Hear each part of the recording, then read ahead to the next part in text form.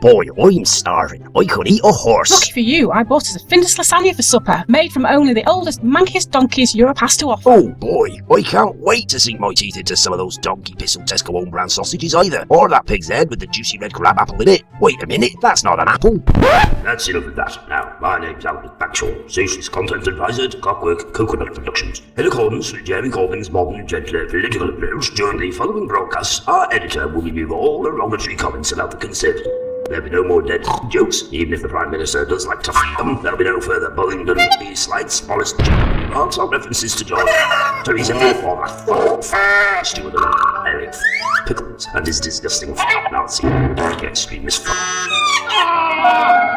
it all off. The Laura Pendlebury Adventures by Brian Hughes. Episode 2, The Revenge of the Tamworth Five. His name was Laura Pendlebury. He once caught the wire fairy. He looks either he was petty, though he's very seldom merry. He's more handsome than John Kerry. Gorgeous Lawrence Pendlebury.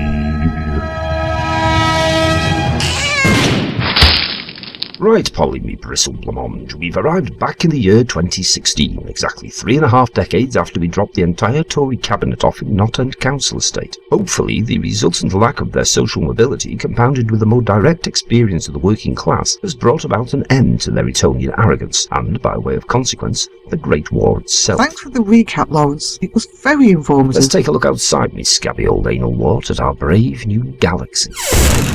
Excellent! That's that sorted then. So I'm figuring that either your cunning plan backfired spectacularly or we've landed in Cyprus on Black Friday. I don't understand. Grab that passing bloke in the boiler suit and the flat cap, Polynesia. I intend to get to the bottom of this. What?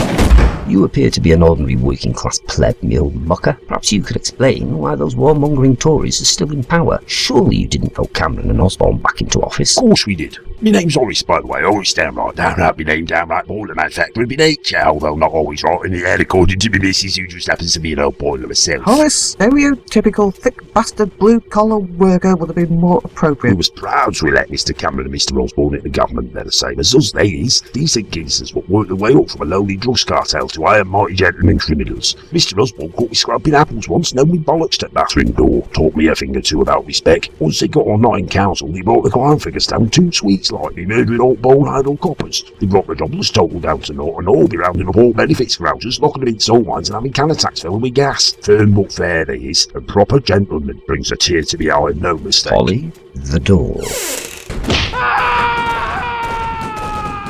Let that be a lesson to you, Polynesia, me gormless shrub. One should never underestimate the stupidity of the working class. There's an old adage that's appropriate here, first coined by Euripides, if I'm not much mistaken. Shit floats. Now buckle your chastity belt, me old looking chop. Let's try this again. Because we don't want to bore the listener with a further 10 minutes of slanders against individual members of our current Nazi government, suffice it to say that Lawrence and Polly once again set about herding the aforementioned Conservative cabinet into the twatter by plucking them from various intervals along their own timelines and locking them up in a cage. Within the hour, they had the full set, much the same way that a bag lady might have a full set of dog turds from the car park at the back of Lidl. Right, plan B, otherwise known as let's throw all the Tory bastards into Mount Vesuvius on Volcano Day in AD 79 and see how the twats get out of that one. Give us a hand, Polly, by which I don't mean stand there clapping while I do all the hard work.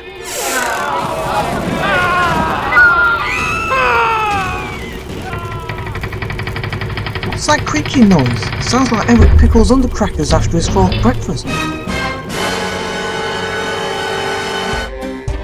And so, the cliffhanger that should have appeared at the end of episode 1 has finally caught up with us. Some sort of explanation is probably required. Remember, listener, singular, those turgid monologues in the previous episode? All about time being spherical and composed of interconnected moments and choices and stuff? Those explanations that you almost certainly thought, if you're capable of thinking at all that is, were just an excuse to flesh out an otherwise underwhelming script? Well, picture them again. Only this time with 2 sentient life forms, working on the assumption that Polly Jenkins could be classified as fully sentient, buggering about with the construction of our temporal balloon, breaking connections, adding new timelines where there shouldn't have been any, generating new parallel universes and random choices exponentially until time surface starts to bulge with the ominous inevitability of an overinflated inner tube at its weakest point. Our temporal sphere is bulging now, dear listener, with the dramatic tension of a warty toad with a bendy straw stuck up its arse.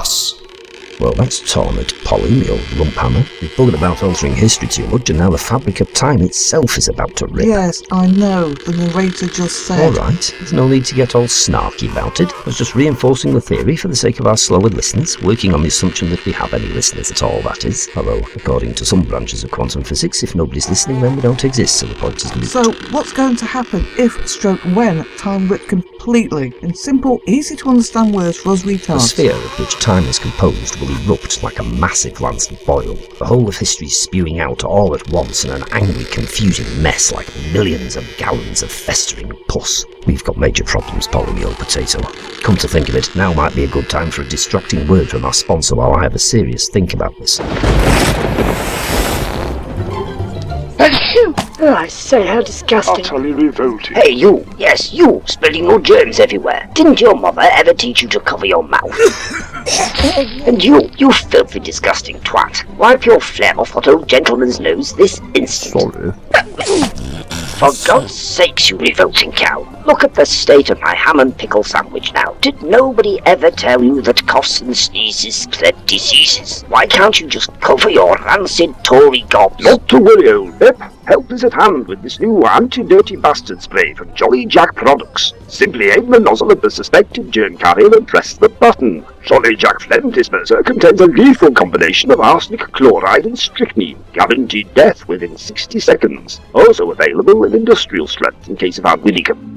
More people commit suicide in Britain every week as a result of Ian Duncan Smith's attack on the mental health services than there have been people killed by suicide bombers in the past 40 years. This never gets mentioned on the BBC News. High-ranking Catholics have become proficient at protecting pedophiles by simultaneously condemning other people's everyday sins. Politicians are corrupt and teenagers disrespect their elders. Excuse me, Churchill. Despite the fact that Facebook users have convinced themselves that we live in more enlightened times, racism, war, inequality, misogyny, vandalism, violence, bigotry, drunkenness, homophobia, and disability hatred are as prevalent today as they ever were throughout the long, intransigent skid mark of history. You'll be surprised at how easily the shattered pieces from the jigsaw of time fit together with barely noticeable cracks. Which brings us back to our plot. Where are we? There's more chaotic out here than Mary Bowie's medicine cabinet. It's difficult to say. We appear to have landed outside a cobbled-together combination of the Sphinx and the Houses of Parliament, with a bit of Lancaster Castle thrown in for good measure, and some dinosaurs.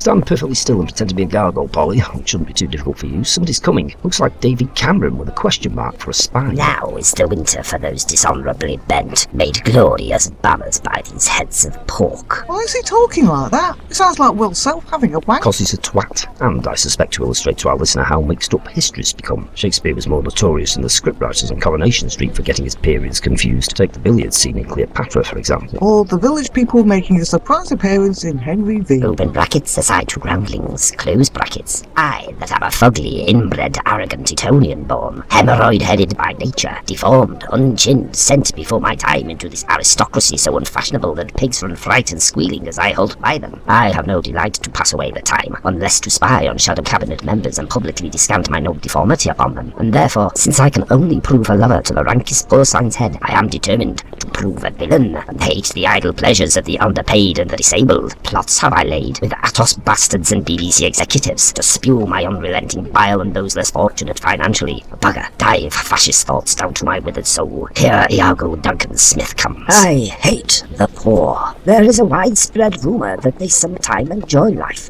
I know not if it be true, having been privileged born, but the better shall my purpose work should that I lie appealing to the bigotry of the middle-class voters. My merciless cuts will portend suicides, and cast the lowly curs upon the daily shop outside of Debenhams to kick and curse the homeless days. What ho, Cameron the turd, here attends Jeremy Corbyn-Alanus to ope our festering Stay, Tory stones, who ne'er cared for us yet, who suffer us to famish, and their treasury crammed with wonga, who make edicts for usury to support usurers, repeal daily any wholesome act established against the rich, and provide more piercing statutes daily to chain up and restrain the poor. If your imagined wars against terrorism eat us not up, they will, and there's all the love you bear us, you chinless bastards.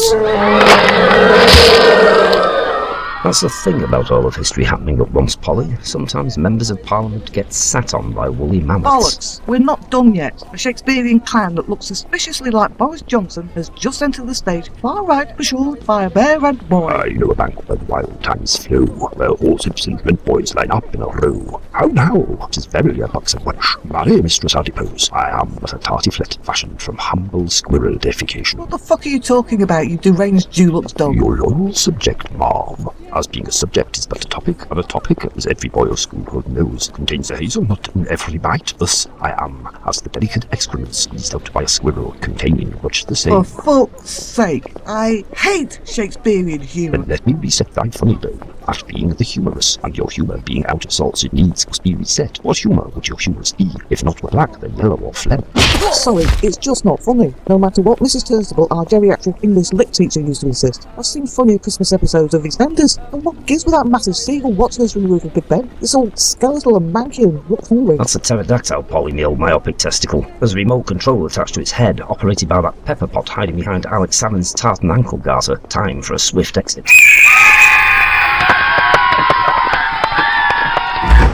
If it isn't a time-travelling pygmy hippopotamus, Miss Polynesia, Hyacinth, Clodwin Jenkins, and her inflatable pig's bladder sidekick, Mr. Pendle... who exactly are you? Ha! Inspector Bollestrade, Scotland Yard's answer to Nellie Pickles. But you can't be. I'm Inspector Butterstrade. I've got a name tag on my boxer shorts and everything, as hand-sewn by Constable Drainpipe. What are you doing inside my twatter, Inspector Ballbag? There's a funny story attached to that.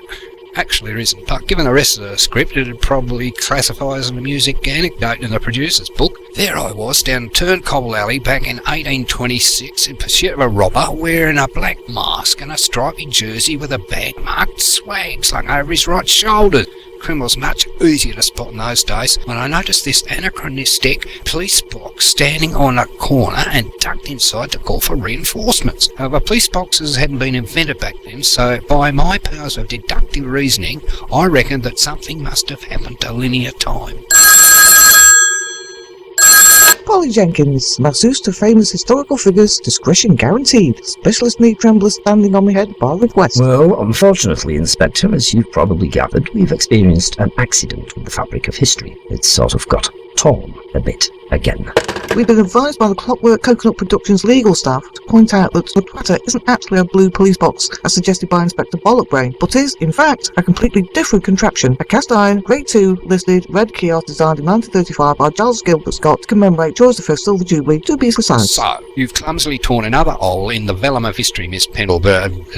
Weird-looking, specky, four-eyed, curly-haired bloke. That would explain, after all these episodes of keeping the listener in the dark, how Constable Meatball and myself keep cropping up in different time zones, although not particularly neatly, I must admit. Obviously, that Hughes bloke who writes this rubbish is trying to tie up loose plot ends from the previous series. What a bird. I know, right? If he concentrated a bit more on character development instead of obsessively searching for loopholes to explain away previously badly thought-out plot lines, unlike his mentor Stephen Moffat, we might actually get some listeners. The man's a completely talentless twat.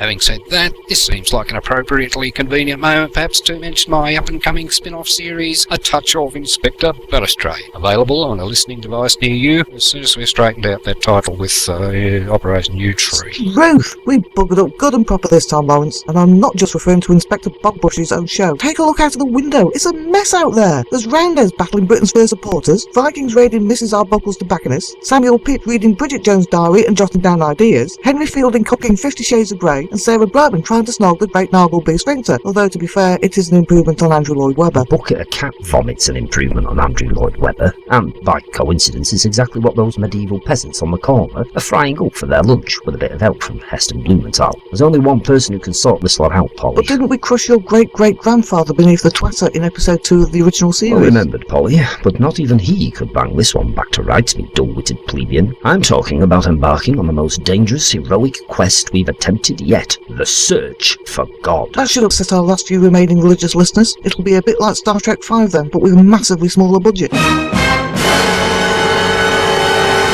and a much smaller audience. You have been listening to the Laura Pendlebury Adventures Episode 2, The Revenge of Arthur Scaggs Scrotum, starring Carrie Black as Geoffrey Howe, Terry Sedgwick as Baroness Thatcher, Carol Porter as Beryl Reed, and Brian Hughes as Cecil Parkinson. The incidental music was illegally downloaded from Kevin MacLeod's hard drive following a night of debauchery with the Little Bit of Over 80s Glee Club. Don't forget to tune in next time, Pendlebury Heads, for Episode 3, a Reader's Wives Special.